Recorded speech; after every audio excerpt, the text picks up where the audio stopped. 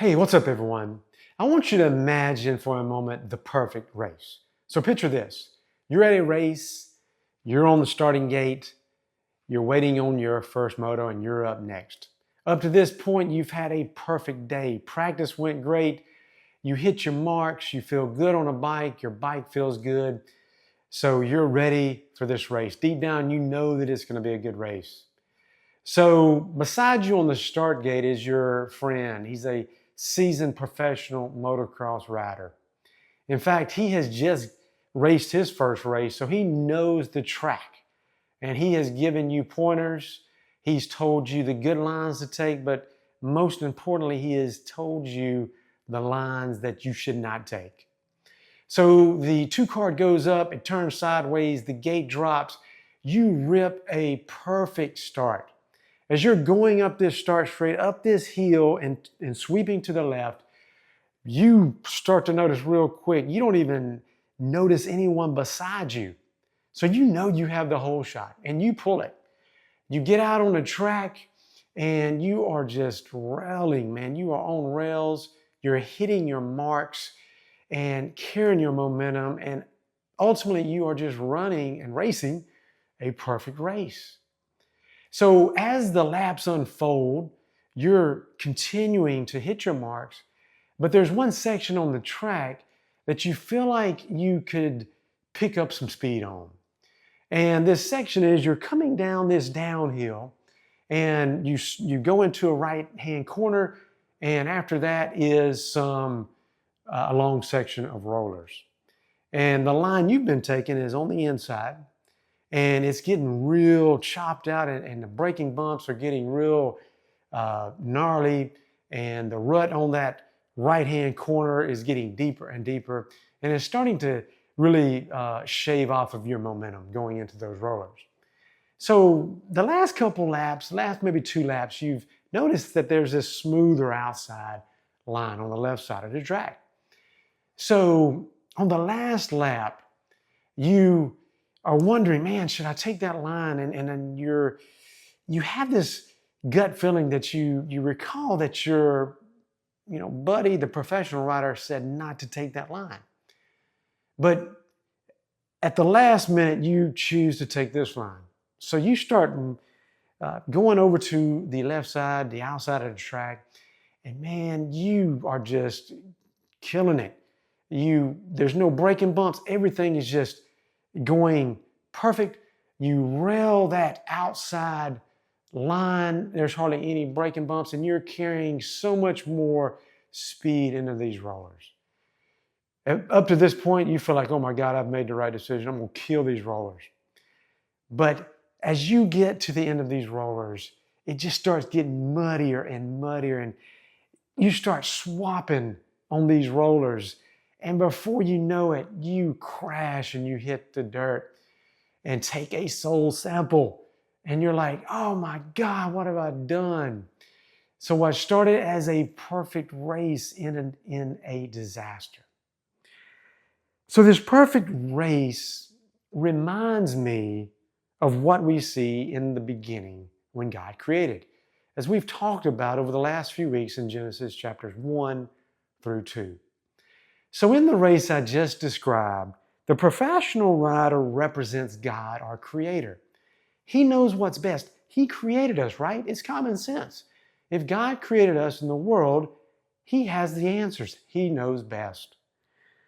You, the rider, represents all of us, humanity in general, male and female.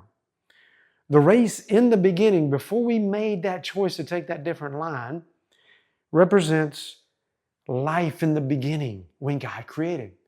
Everything was how it was supposed to be. We had a perfect relationship with God.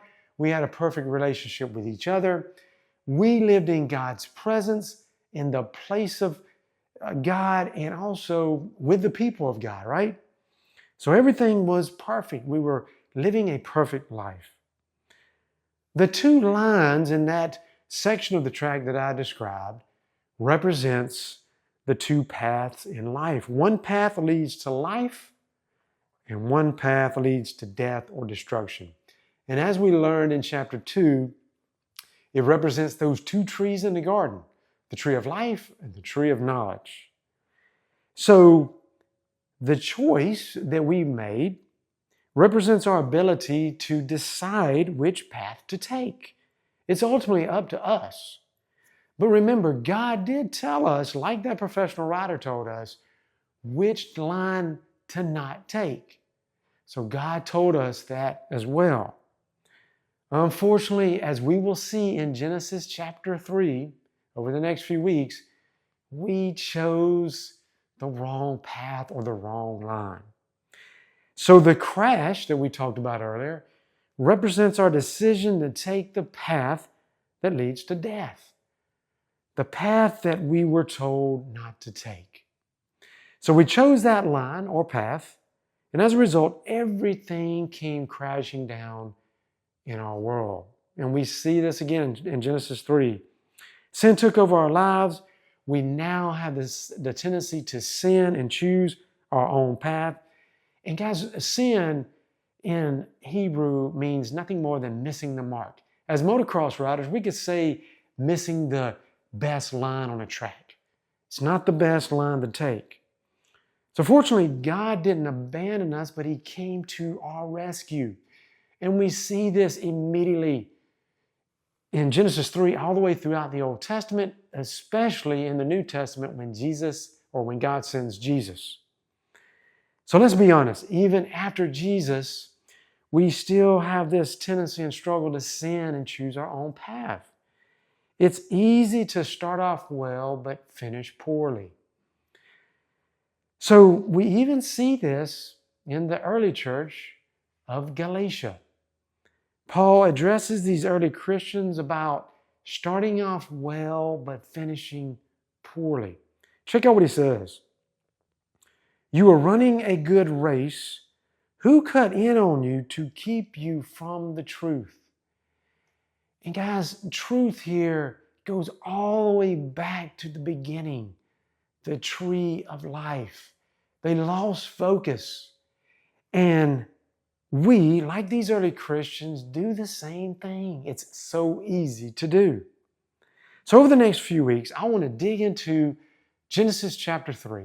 And I want to answer questions like, why is it so enticing to choose this path? What tempts us? How are we tempted? And what happens when we do choose this path? So I'm excited about this. I can't wait to dig into this. We got a lot to share. But before I close today, I want to do something different. So if you're watching this message today, you see that I'm wearing a new Faith Racers shirt. And I want to give away this shirt. So if you can name the track that I described in that perfect race, the track's in the Southeast, but if you are the first one to name that track, what track is this? You will win this shirt. It's only one winner. So the first one who emails me, Andre@faithracers.com, I will send you this brand new Faith Racer shirt. So I'm excited about that. I hope you will be able to name that track, but give it your best shot. But anyway, be awesome. Have an awesome day and look forward to getting into God's Word next time.